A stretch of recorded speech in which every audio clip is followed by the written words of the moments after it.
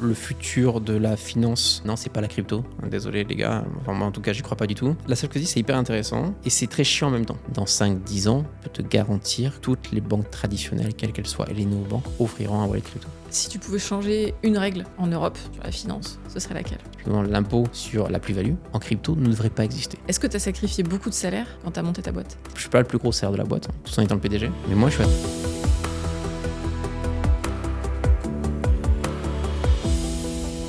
Bonjour et merci de nous retrouver sur Unwasted. Aujourd'hui, j'interviewe mon patron, Jean Meyer, le CEO de Deblock. Avec lui, on va parler de self-custody, on va parler de finance, aussi un peu de fiscalité. Vous allez voir, c'est hyper intéressant. Avant de commencer, pensez à vous abonner à la chaîne, ça nous aide beaucoup. On est parti avec Jean. Salut Jean.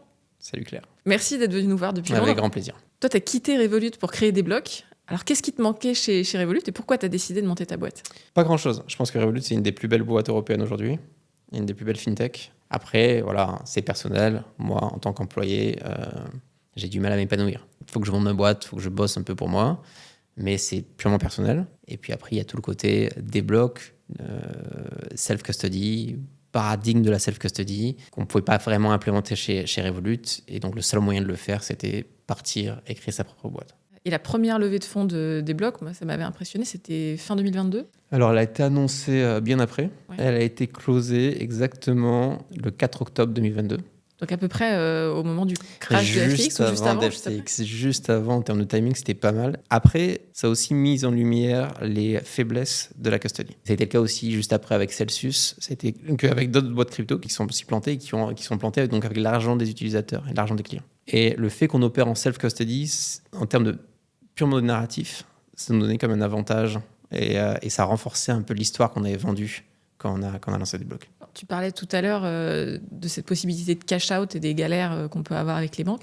Ça, c'est vraiment le déclencheur pour opérer en self-custody ou est-ce qu'il y a d'autres raisons qui t'ont conduit à faire ce choix? Il y a deux gros trucs. C'est, la première, en effet, c'est l'histoire de self-custody versus custody. Il y a aussi une conviction que le futur de la finance, contrairement à ce qu'on peut souvent entendre dans notre milieu, dans notre industrie, non, c'est pas la crypto. Désolé les gars, enfin, moi en tout cas, j'y crois pas du tout. Ça va sûrement être un mix entre la finance traditionnelle et la crypto. Okay, donc la crypto et la blockchain en général, comme outil technologique pur. Et parce que la finance traditionnelle, elle doit être là, et c'est elle aujourd'hui qui alimente aussi la blockchain. On ne peut pas acheter de Bitcoin à 80 000 $, s'il n'y a pas des dollars, quoi, que les choses soient claires. Et même pour être complètement honnête, la finance traditionnelle telle qu'on la connaît est plus efficace dans certains cas de figure que la crypto. La crypto, on ne peut pas la battre dans tout ce qui est en fait virement à l'étranger, à l'international, par rapport par exemple à un système comme Swift. Maintenant, pour payer sa baguette de pain, j'ai pas envie d'attendre 2 minutes on-chain, tu vois. Enfin, on fait pas mieux aujourd'hui que la carte bleue. Donc, la self-custody, c'est hyper intéressant et c'est très chiant en même temps. On n'est pas responsable des fonds de l'utilisateur est responsable de ses propres fonds. Donc ça, c'est super. Et ça permet surtout de déposer un montant illimité de crypto sur son wallet et de retirer un montant illimité de crypto de son wallet. Donc ça, pour ça, la self-custody, c'est absolument génial. Maintenant, la self-custody a aussi de gros désavantages. Le fait que tu es responsable de ta clé privée et de ta seed phrase en tant qu'utilisateur. Le fait que tu opères directement on-chain, pour tous ceux qui ont en fait acheté ou transféré même du Bitcoin on-chain, ça prend 1 heure. Alors Ethereum, c'est quelques minutes, Base, c'est quelques secondes, Solana, c'est quelques secondes, mais Bitcoin, c'est 1 heure. Et puis, il faut payer du gaz, il y a des frais de transaction. Donc en fait, il y a ces 3 gros problèmes aujourd'hui sur la self-custody. Et le but de Deblock, c'est de créer une expérience qui est custodial, donc des transferts quasi instantanés, des achats quasi instantanés, peu ou pas de frais de transfert ou de gaz, et pas de seed phrase. Ça, c'est notre vision on-chain, tout en restant en self-custody. Donc, il y a 2-3 challenges, quoi. Techniquement, c'est pas si simple que ça. Est-ce que le fait d'essayer de créer une banque toi-même, ça a changé ta vision des banques, en bien ou en mal? Déjà, ça t'apprend énormément de choses.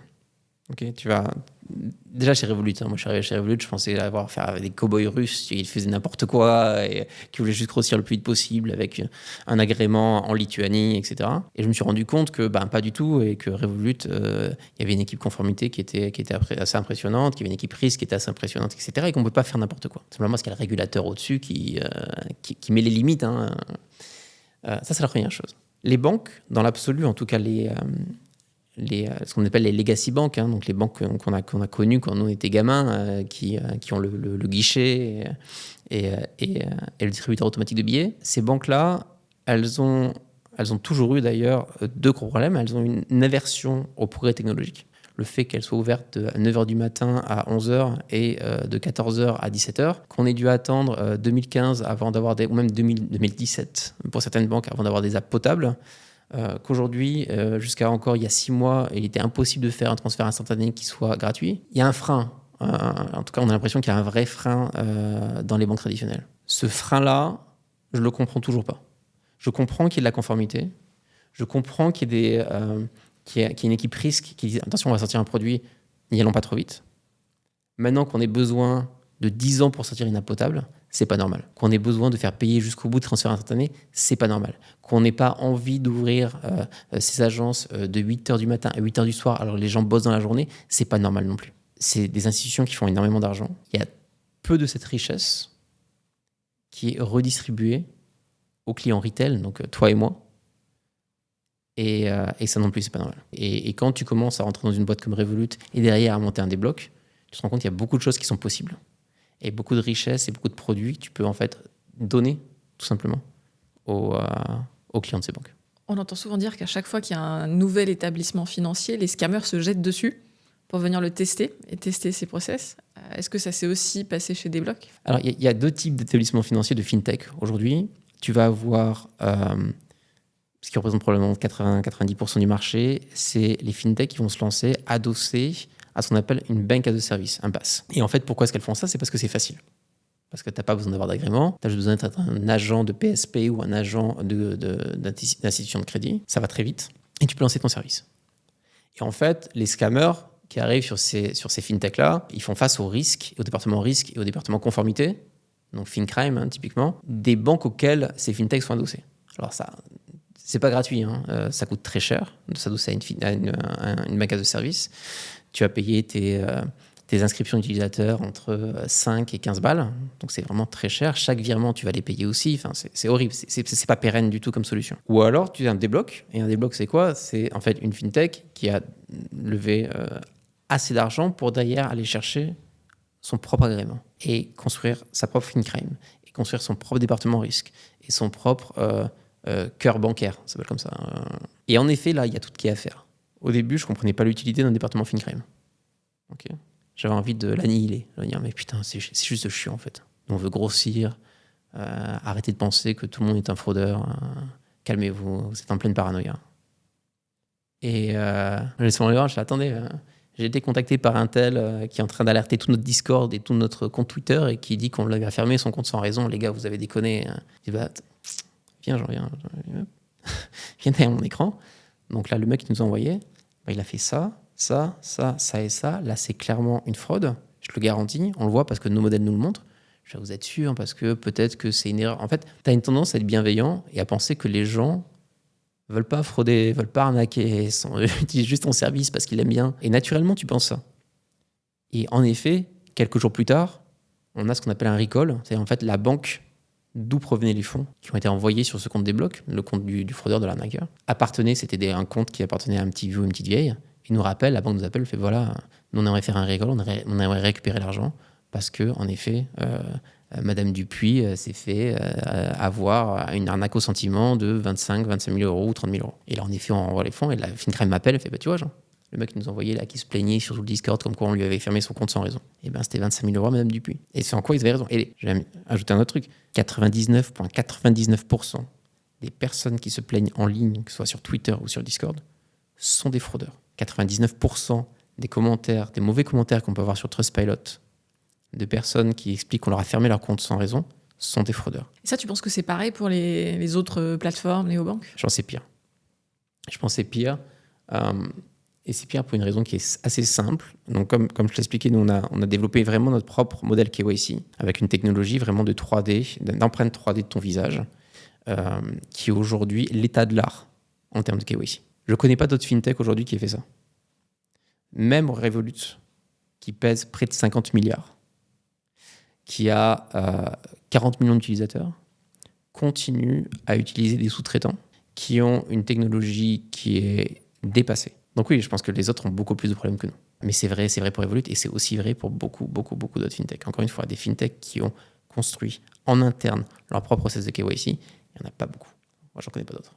Donc, tu as quitté Revolut pour Débloc. J'imagine, en tout cas, tu me l'avais dit, que tu étais bien payé, voire très bien payé chez Revolut.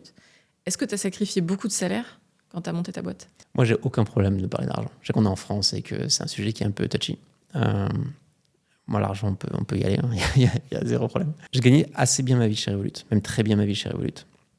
C'est une start-up londonienne.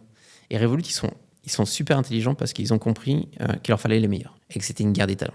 Et c'était encore plus vrai en 2021, 2020. Et pour gagner à cette guerre des talents, c'est pas si compliqué que ça. Il suffit d'être dans le top 1% payeur en termes de salaire. Donc peut-être que tu dois augmenter ton salaire de 10, tes salaires de base, tes benchmarks, on appelle ça, hein, de 10 à 20% pour tes ingénieurs, pour tes product managers, etc. Mais tu vas taper le top 0,1% des talents. Pour le coup, c'est vraiment ce qu'il faut faire et ils ont eu raison. Et si aujourd'hui ils connaissent le succès qu'ils méritent d'ailleurs, c'est aussi grâce à ça. C'est parce qu'une boîte, au final, c'est des gens et ils ont les meilleurs. Donc moi, chez Revolut, je gagnais très bien ma vie. Et quand je suis arrivé chez Débloc, j'ai divisé mon salaire en deux. Alors j'ai perdu beaucoup au niveau du salaire de base, mais c'est pas très grave. Hein. Je pense pas qu'on bosse dans une startup pour ouvrir 3 comptes épargne. Et j'ai gagné beaucoup derrière en equity, donc en part de boîte. Donc je vais te dire, chez Débloc, un mec comme moi, je suis pas le plus gros salaire de la boîte, hein, que les choses soient dites aussi, tout en étant le PDG. Mais moi, je suis à 150K. Okay, alors ça peut paraître beaucoup pour certains. Chez Revolut, ça va paraître quand même, ça, pas du tout, tu vois. Alors 150K quand tu es founder, c'est bien. Maintenant, tu peux pas aller voir ton boss et lui dire j'aimerais avoir une augmentation. Ça marche pas comme ça. Okay, donc en fait, c'est tes investisseurs et ton banque qui décident en fait de ton augmentation ou pas. Et on doit pas être très bon parce que ça fait 3 ans on arrive, quoi. Donc on doit être plutôt mauvais. Mais on n'est pas là, encore une fois, pour l'argent. On est là déjà pour avoir de l'impact, ce qui est le plus important. Et aussi, on est là pour les parts de la boîte. Enfin, tu vois, le salaire en tant que tel, c'est là pour nous faire vivre. Moi, je vis à Londres. C'est une ville qui est très chère. Et je vis avec, mais c'est tout. Voilà. La vraie richesse, elle est dans Débloc. Et on est aligné.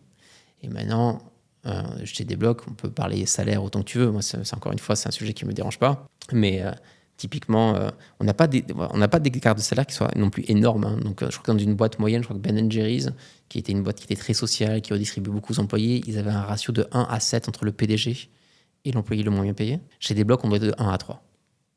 Donc, c'est assez compact au final. N'importe quel en fait, consultant en stratégie va gagner plus que ça en France. N'importe quel banquier d'affaires va gagner plus que ça en France. Je veux dire, au même niveau de carrière, au même âge, et en fait les mêmes écoles. Il y a une transparence des salaires chez Débloc, parce que tu vois, dans la boîte que j'avais créée avant, Blockchain Partner, on avait carrément un Google Doc avec tous les salaires de la boîte, parce que c'était important qu'on ait une transparence. Est-ce que ça, c'est un truc que tu as mis en place dans tes précédentes boîtes ou que J'ai essayé à un moment donné, et c'est un truc que j'aime pas trop faire. Et j'aime pas trop faire ça, pas parce qu'on n'a pas envie d'être transparent, expliquer si tu veux aux gens combien ils gagnent, etc. Parce que j'ai l'impression, et tu as peut-être connu, tu as peut-être eu d'autres expériences, hein, mais que ça peut créer du ressentiment vis-à-vis de certains employés. Alors oui, tu as des grilles de salaire, etc. Maintenant, elles sont jamais exactes. Et surtout quand tu es une boîte internationale, sur toute l'Europe, tu payes pas les mêmes charges en France ou au Royaume-Uni ou en Espagne. Et nous, on a des employés au Portugal, en Espagne, en Pologne, en France, voilà, ou en Allemagne. Et du coup, les salaires peuvent pas être exactement les mêmes parce que les charges et les taxes sont pas pareilles. Et on n'a pas envie de créer une sorte de ressenti avec certains de nos employés qui vont dire « Attends, j'ai vu Billy, là, il gagne 2000 balles de plus par an que moi. Ouais, mais attends, mais peut-être que Billy, ouais, mais en brut, oui, mais tu vois, j'ai même pas envie de me lancer dans ces explications-là. » Et ça, c'est déjà un point. Et le deuxième point, c'est qu'au moment des négociations, il y a un truc qui est transparent, c'est les salaires. Il y a un truc qui l'est un peu moins, c'est les parts dans la boîte. Et quand tu négocies un package, tu négocies les deux ensemble. C'est tes parts et ton salaire. Et la vérité, c'est que oui, peut-être que Billy gagne 2000 balles de plus par an que toi, mais tu as 2000 shares, tu as 2000 parts de plus dans la boîte, tu vois. Et ça, tu le vois pas. Donc tout ça pour dire que la transparence, ok, d'un point de vue global, il n'y a pas de problème. Maintenant, aller pointer du doigt, lui, il gagne exactement 101 387 par an, et lui, il gagne que 100 512, ça fait un peu chier. Enfin, tu vois, t'as pas envie que les mecs, oh putain, c'est dégueulasse. Et en plus, peut-être le dernier point là-dessus, c'est que le salaire, pour certaines personnes, pas pour moi, mais je sais que c'est vrai pour beaucoup de gens, c'est un peu la réflexion de ce que tu vaux dans la boîte. C'est un peu un signal de ta valeur. Et donc, tu as l'impression que si Billy il est à 101 387 et toi, tu es à 101 110, et bien que Billy est plus considéré que toi et vaut plus et au-dessus de toi. C'est débile. Mais inconsciemment, ça marche comme ça. Donc, tant que les salaires ne seront pas complètement uniformisés, et que tout le monde ne gagnera pas la même chose dans le même pays, à la virgule près, je pense que c'est contre-productif de le faire. Un des trucs qui m'a surpris aussi chez Débloc, c'est le nombre de candidatures qu'on reçoit pour chaque offre d'emploi. Et tu vois, d'ailleurs, j'ai sorti une offre pour trouver un monteur pour ce podcast. Et on avait eu 400 ou 600 candidatures en 24 heures. Comment ça se fait ? Est-ce qu'on est particulièrement attractif ? Est-ce que le marché de l'emploi est horrible ? C'est quoi les raisons ? Ouais, je pense que c'est un mix des deux. Alors, et ça, monteur encore, c'est rien. Je crois que marketing manager, on a dépassé les 5000. Au service client, on a dépassé les 20 000. 20 000 personnes qui postulent pour un seul job. Il faut quand même se remettre dans le contexte. Donc, quand nous, par exemple, on fait passer d'entretien pour un marketing manager, donc marketing manager digital, typiquement, et qu'on a 5000 CV. Alors déjà, on ne peut pas tous les regarder. C'est juste pas possible. On n'est pas assez gros, on n'a pas un département ressources humaines de 10 000 personnes, on ne peut pas le faire. Donc on est un petit peu obligé de couper dans le gras. Alors oui, il va y avoir des faux négatifs. Oui, on va rejeter des personnes au final qu'on n'aurait peut-être pas dû rejeter. Et il va aussi y avoir des faux positifs, parce qu'on les entretient. Alors des faux positifs moins, parce qu'on a quand même un processus d'entretien qui est assez solide. Mais on n'a pas le choix. On n'a pas le choix parce qu'on a trop de personnes. Donc là, on avait une technique dernièrement, c'était de demander à tous les candidats de nous faire une petite vidéo de présentation d'une minute en nous expliquant pourquoi Débloc, pourquoi est-ce qu'ils y met la boîte, etc. Ça change en fait, si tu veux, de la lettre de motivation copier-coller, ou parfois tu n'as même pas le nom de Débloc dedans, tu as le nom d'une autre boîte. Enfin, ouais, c'est insupportable. Et donc, déjà sur ces 5000, tu vas avoir que 1000 personnes qui vont faire la vidéo. Donc les 1000 personnes, pour le coup, tu les regardes. Mais c'est un travail, c'est gargantuesque. Ça fait 1000 fois une minute quand même. C'est 1000 fois une minute, donc on se divise le taf. Alors tu ne regardes pas une minute en entier, tu regardes 10-20 secondes, très vite tu sais. Okay, quand l'anglais est approximatif, que tu vois qu'ils cherchent leurs mots, qu'ils lisent ChatGPT à côté, tu sais que tu peux passer assez vite. Mais derrière, moi je comprends aussi les candidats qui sont frustrés parce qu'on n'arrive pas à répondre à tout le monde assez vite. Ils disent attends, je comprends pas, j'ai envoyé ta vidéo, j'ai fait ce que tu m'as demandé, je l'ai envoyé il y a 3 semaines, tu m'as toujours pas répondu. Bah ouais, mais en fait on bosse toujours dessus parce qu'il y en a 1000 comme toi qui ont fait la même chose. Et pour répondre à ta question, il y a probablement une question du marché de l'emploi. Donc, il ne t'a pas échappé qu'en 2024, on a eu un record de banqueroute de start-up post-série A en France. Et en 2025, on devrait battre ce record. Et donc, à partir du moment où tu as plein de startups qui se cassent la gueule, tu as beaucoup de personnes qui se retrouvent sur le marché de l'emploi. Tu as beaucoup de bons ingénieurs. Et en fait, tu rentres en compétition avec tous ces ingénieurs-là. Et tu as des talents exceptionnels. Enfin, il n'y a jamais eu de meilleur moment, je pense, pour monter une boîte qu'en ce moment, parce que tu as un marché des talents qui est fantastique. Tu as les meilleurs ingénieurs et tu n'es pas obligé de les payer à 300 000 balles pour qu'ils viennent bosser avec toi. Alors, chez Débloc, on a des gens un peu partout en Europe, mais la boîte, juridiquement, elle est basée en France. Alors, pourquoi tu as choisi la France ? Alors, l'entité régulée est basée en France, la holding est basée au Royaume-Uni. Alors, pourquoi la France ? Alors, il nous fallait un pays européen. Parce qu'en fait, l'idée, c'était quand même de passeporter, ce qu'on appelle passeporter en conformité. En fait, tu as un agrément dans un pays européen et tu peux l'utiliser dans tous les autres pays, dans les 30 pays de la zone européenne économique. Si tu veux, déjà, tu as envie d'un pays qui soit d'Europe de l'Ouest. Alors, j'ai rien contre les Balkans, j'ai rien contre l'Europe de l'Est, mais c'est un problème de réputation. Pour le grand public, mine de rien, dire que tu es régulé en Lituanie ou en Estonie, ça n'a pas la même connotation qu'être régulé en France ou en Allemagne. Ça, c'est la première chose. Et il fallait un pays qui comprenne la crypto, qui comprennent ce que voulait dire self-custody. Il s'avère que la France a drafté 90%, si je ne dis pas de bêtises, de la nouvelle directive MiCA. Donc en fait, ils savent de quoi ils parlent. Ils ont un régulateur qui est très solide, et côté bancaire avec la CPR, la Banque de France, et côté marché financier, là où en fait tous les autres régulateurs, si tu veux, ont un seul régulateur qui gère les deux, et avec, en tout cas à l'époque, une certaine stabilité politique. Alors c'est moins vrai aujourd'hui, mais quand on a voulu lancer en 2022 Débloc, Macron venait juste d'être réélu, on avait 5 ans devant nous, l'AMF était solide sur le sujet crypto. Enfin, tu vois, au final, on s'est dit, c'est pas une mauvaise idée. Et entre toi et moi, on le regrette absolument pas. Tu le regrettes pas, même quand tu vois les agréments MiCA qui sont en train d'arriver à Malte, avec une forme limite de dumping réglementaire, tu vois, dans d'autres pays. Alors Malte, ça pique un peu. Complètement honnête. Malte, c'est un peu... je sais pas trop quoi en penser. Je sais pas quelle est la part de fantasme sur Malte et quelle est la part de vérité. Parce que je pense que c'est pas non plus que...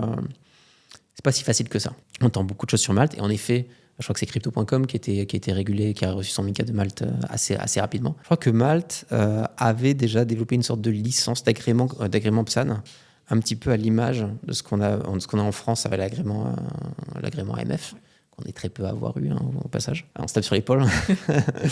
Mais bref, Et je crois que Malte avait fait grosso modo la même chose et que le régulateur allemand avait aussi fait un BaFin un peu, quelque chose d'équivalent. C'est pour ça qu'ils sont allés très vite sur MiCA. Ce qu'on dit sur Malte aussi, c'est qu'il y a très peu d'audits de cybersécurité, que c'est très peu regardé, que même niveau conformité, c'est très light. En vrai, j'en sais rien. Je sais pas. J'encouragerais personne à y aller parce que derrière, il y a aussi un problème de réputation. Oui, t'as MiCA, mais t'as MiCA Malte. Tiens. C'est comme tu veux. Qu'est-ce qui te ferait dire on a réussi avec des blocs? Je pense qu'il y a 2 paliers qui sont hyper importants. Le premier, c'est la profitabilité. Parce que tu peux souffler. Tu montes une boîte. Tu cours en permanence. T'es essoufflé, tes pieds te font mal, t'as des ampoules, tes jambes te font mal, tu veux t'arrêter, mais tu peux pas. Tu peux pas. Et tu peux commencer à souffler que quand t'es profitable. Avant ça, c'est une course non-stop, un marathon non-stop. Tu t'arrêtes jamais. Donc ça, c'est la première chose. Arriver à la profitabilité, c'est très important. On devrait y arriver d'ici la fin 2025. Et le deuxième palier, ça dépend vraiment de ta définition de la réussite. Si tu demandes à mes investisseurs, ils te diront c'est 10 milliards ou rien, tu vois, en termes de valorisation. Si tu me demandes à moi, je te dirais qu'à partir de la licorne, moi je suis heureux. Enfin, tu vois, je me dis, bon, on a déjà monté un truc qui est énorme, qui a un impact sur la vie de beaucoup de gens, pas seulement en France métropolitaine, mais aussi en Polynésie française, en Nouvelle-Calédonie, et aussi en Europe. On vient de lancer l'Espagne. Enfin, ça me va, quoi. Enfin, tu vois, je suis content. J'ai un super business qui tourne, on embauche plus de personnes, on grossit, on a un pôle innovation, on développe de nouveaux produits. Enfin, c'est super. On n'a pas trop à s'en faire, on est profitable, on peut bien payer les gens. Enfin, c'est ça, au final. T'aurais envie de revendre des blocs un jour ou t'as plutôt envie de rester indépendant le plus longtemps possible? C'est vraiment pas à l'ordre du jour. Enfin, tu vois, l'indépendance, tu peux la garder très longtemps. Tu peux revendre des blocs et être indépendant aussi, hein, faire autre chose. Le problème d'une vente, pour moi en tout cas, c'est qu'à partir du moment où tu vas vendre, c'est ce qu'on appelle les key people, donc les personnes qui sont clés dans une boîte, doivent suivre en fait l'acquisition. C'est-à-dire que je dis n'importe quoi, hein, si demain Revolut nous rachète, on va devoir tous, probablement toi aussi, aller chez Revolut. Et ça veut dire redevenir employé. Et tu touches pas ton argent tant que t'es pas resté 4 ans. Ça, c'est un peu dur. Ça, c'est un peu compliqué. Donc, c'est pas forcément à l'ordre du jour tout de suite. Là, ce qu'on veut, c'est créer la meilleure banque possible, créer le meilleur crypto wallet possible et fusionner vraiment les deux dans une expérience que nous, on estime sera le futur de la finance et du bancaire, hein, pour le coup, dans les années à venir. Et d'ailleurs, faire un NFT de cette conversation, tu vois, mais dans 5-10 ans, 10 ans max, je peux te garantir que toutes les banques traditionnelles, quelles qu'elles soient, et les néobanques, offriront un wallet crypto. Parce que c'est la direction de l'histoire. On y va, c'est sûr, c'est une évidence. Il y a beaucoup de gens qui nous demandent si chez Desblocs, on flique les utilisateurs. Parce que comme on propose des wallets et qu'on a une visibilité sur ce qui se passe on-chain, on pourrait théoriquement surveiller les flux. Alors, qu'est-ce que tu réponds à ces inquiétudes-là? Déjà, j'ai envie de répondre que c'est fondé, c'est pas fondé, dans le sens où déjà, c'est pas fondé parce que c'est vrai pour tout le monde, pour toutes les boîtes, pour toutes les PSAN, en fait. À partir du moment où tu as une obligation de combattre le blanchiment d'argent, donc de faire un KYC, tu sais où vont les fonds. Même sur Binance, hein, ou sur tous les échanges centralisés, tu as un KYC. Donc quand je retire sur un wallet, je sais où est ton argent, et du coup, je peux suivre la trace et faire un peu ce que je veux. Donc si tu veux, d'un point de vue purement théorique, tout le monde peut le faire. Pas juste des blocs, hein. Binance, Coinbase, voilà. À partir du moment où tu as déposé de la fiat quelque part, à partir du moment où tu as fait un KYC, on peut suivre son argent. Est-ce qu'on le fait chez des blocs? Non. Tu le sais, je le sais, on le fait pas, on n'a aucun intérêt à le faire. La seule chose qu'on fait chez des blocs, c'est quand on reçoit des fonds, en effet, on utilise des outils en fait d'analyse on-chain, typiquement Chainalysis, Elliptic, etc., pour s'assurer que ces fonds n'ont pas financé le terrorisme, ne viennent pas du dark web, n'ont pas été sont pas la source d'un hack ou d'un ransomware, etc., etc. Et ça, en effet, c'est inacceptable. Donc typiquement, ce qui est arrivé il n'y a pas très longtemps à David Ballan, ces fonds auraient été déposés chez des blocs, on aurait refusé, alors comme c'est de la self-custody, on n'aurait pas pu forcément en fait geler les fonds, parce que c'est de la self-custody. Par contre, on aurait refusé de les changer en euros. C'est tout ce qu'on fait. Si tu pouvais changer une règle en Europe sur la finance, ce serait laquelle? Je peux en changer plusieurs, parce que... Priorise. Non, mais c'est la France et la finance. Et il ne faut pas me lancer sur ce sujet, parce que ça va être horrible. Mais il y a plein de choses à changer. D'accord? Je pense que là-dessus, on est assez clair. Et l'essentiel, ça va se trouver sur les règles fiscales. Je pense qu'il faut un vrai choc fiscal sur plusieurs points. Déjà en France, commençons par la France. Je crois qu'aujourd'hui, la France, historiquement, a les prélèvements obligatoires les plus élevés depuis la création du pays. On doit être à 45% du PIB. Alors que nos voisins sont plus à 30-35%. On est à un niveau qui est complètement contre-productif. Donc, je ne sais pas si tu connais un truc qui s'appelle la courbe de Laffer, qui est en fait l'optimal de la courbe de Laffer. C'est dire, tu as un optimal qui doit être autour de 30-35%. Plus tu augmentes ta part de prélèvement obligatoire, et ben en fait, les gens partent et tu génères moins de revenus pour le pays. Donc, tu es vraiment dans un cycle de contre-productivité. Enfin, il y a deux trucs que je n'arrive pas très bien à réconcilier. Si tu regardes sur 2024, il n'y a pas un pays européen qui a plus de déficit que la France. On est nul au classement PISA. On doit être dans les derniers, si je ne dis pas de conneries. Bon, n'importe quel observateur extérieur te dirait les gars, il y a un truc qui ne va pas, il faut changer. Et un choc fiscal, ça commence par quoi quand tu as un déficit? Par réduire les dépenses de l'État. Les dépenses de l'État, ça crée de l'inflation. Bref, pour répondre à la question, ça, je pense, c'est le premier point, si tu veux, qu'il faut vraiment changer. C'est un vrai choc fiscal à la française. Le deuxième truc, c'est une certaine uniformité fiscale. Il n'est pas normal que des mecs, si tu veux, pensent qu'ils payent trop d'impôts en France, comme moi, moi le premier, et qu'ils puissent se barrer au Luxembourg, en Espagne, au Portugal. Quand tu es retraité français, tu te casses au Portugal parce que tu ne payes pas d'impôt sur le revenu, ou très peu, maintenant je crois que c'est 10%. Quand tu es une boîte, tu vas en Irlande parce qu'en fait, l'impôt sur la société est bien... Enfin, ça ne peut pas fonctionner comme ça, l'Europe, les gars. Tu vois, il faut quand même créer une certaine uniformité, sinon on ne va jamais y arriver. Okay, sinon, je prends où ça m'arrange, et voilà. C'est le deuxième point. Le troisième point, et il nous touche directement, et encore une fois, c'est plus de la conviction, il devrait y avoir 0% d'impôt sur les cryptos. Tu vois, la flat tax, typiquement l'impôt sur la plus-value, en crypto, ne devrait pas exister. Pourquoi ? Parce que on s'est fait arnaquer depuis le début avec cette histoire de crypto. Ils les ont qualifiés comme crypto-actifs et pas crypto-monnaie. Maintenant, les gars, c'est une monnaie. Enfin, il ne devrait même pas y avoir de débat là-dessus. Si n'importe qui à Bercy arrive à me citer un autre actif que la crypto qui génère près de, on doit être dans ces chiffres-là, ça dépend des études, près de 50 trilliards par an d'échanges, j'accepterai de payer ma flat tax. Mais 50 trilliards d'échanges. Je ne parle pas d'échanges sur les échanges centralisés de crypto-monnaies. Je ne parle pas de spéculation. Je parle d'un wallet à un autre sur la blockchain. Dire d'échanges monétaires, d'échanges de valeur. Tu fais ça avec tes actions Coca-Cola? Ou avec ton or? Ou avec ton argent? Ou avec ton pétrole? Mais jamais de la vie. On utilise la crypto comme une monnaie.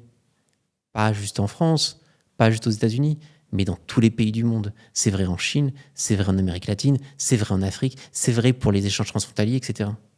Et de plus en plus. Et les règlements bancaires se font aussi en stablecoin aujourd'hui. On est proche des 50 trilliards. Il n'y a aucun autre actif qui fait ça. Parce que c'est une monnaie, les gars. Il faut arrêter de la taxer comme un actif. Mais tu vois, typiquement sur la fiscalité française, des mecs comme moi, il y en a plein. Tu vois, des entrepreneurs qui sont partis à l'étranger. Moi, j'ai vécu longtemps aux États-Unis, j'étais résident américain. Maintenant, je vis à Londres, je vis au Royaume-Uni, je suis devenu citoyen britannique. Des mecs comme moi, on est des milliers et des milliers et des milliers. On monte des boîtes, on lève de l'argent, on crée de l'emploi, on a une certaine valeur ajoutée. Il est hors de question qu'on revienne en France. Pourquoi ? Parce que la fiscalité, elle est punitive, elle est confiscatoire, elle a un niveau qui... Et c'est pas seulement si tu veux participer à l'effort national, bien sûr, et moi je suis en train de le faire aujourd'hui au Royaume-Uni, mes impôts je les paye au Royaume-Uni. Ils sont pas à zéro les impôts au Royaume-Uni, ils sont même pas à 10 ou 20%, ils sont bien plus élevés que ça. Mais d'une, c'est pas le niveau de la France, d'accord ? À un moment donné, encore une fois, on va revenir sur la courbe de l'effort, mais voilà, je pense que en France c'est contre-productif. Et surtout, en fait, c'est comment sont dépensés tes impôts. Tu vois, qui peut aussi te faire un peu mal quand tu les payes. Je suis pas le seul à partager ce sentiment. Tu as l'impression que plus tu crées en France et de l'emploi et de la valeur ajoutée, etc., et plus tu es puni, en quelque sorte. Et c'est pas un sentiment agréable. Voilà. Et je sais que ce sentiment, il est partagé par beaucoup d'entrepreneurs. On est une communauté à l'étranger, et au Royaume-Uni et aux États-Unis, qui pour rien au monde ne reviennent en France. Et c'est pas juste pour avoir plus d'argent pour eux, c'est pas ça l'idée. C'est plus un problème de mentalité, de développement entrepreneurial, business, etc. Et c'est pas qu'une question fiscale, si tu veux. Et tant que la France, si tu veux, aura cette vision de, en fait, il est beaucoup plus facile aujourd'hui d'augmenter les impôts que de couper les dépenses. Et ils ont raison. C'est probablement plus facile d'augmenter les impôts que de couper les dépenses. Tant qu'ils ont cette vue-là, ils se priveront de beaucoup d'entrepreneurs qui partent chaque année à l'étranger et qui décident de ne plus revenir. Et un mec comme Asher, tu vois, typiquement Owen, qui reste en France et qui est toujours en France, et force à lui, bravo mec, c'est beau ce que tu fais. Owen, moi j'ai envie de lui dire part, quoi. Il ne m'écoutera pas, bien sûr. Et c'est magnifique de faire ce qu'il fait et de payer ses impôts en France, et pas seulement pour lui, mais pour son entreprise. Un dernier truc là-dessus, quand vous recrutez je sais pas moi, une personne qui a bossé au marketing pour nous, et on a le choix entre la payer 80 000 balles en Espagne ou 60 000 balles en France, on préfère la payer 80 000 balles en Espagne. Parce qu'au final, ça nous coûte moins cher. Et c'est vrai avec nos ingénieurs, et c'est vrai avec nos agents de FinCrime, et c'est vrai avec nos managers Ops et stratégie, c'est vrai avec chaque personne qui travaille aujourd'hui pour Débloc, quand on regarde dans quel pays on veut les recruter, on essaye à tout prix d'éviter la France. Parce qu'en termes de charge patronale, c'est trop lourd. Parce qu'en termes de droit du travail, c'est aussi extrêmement lourd. Parce qu'on n'a aucun intérêt à le faire, alors qu'on est en Europe et qu'il n'y a plus de frontières. Et on serait très con de le faire. J'ai eu du bol. Non, ou alors tu étais très bonne. Tu vois ? Voilà, c'est où on trouve absolument une perle rare qu'on veut absolument garder.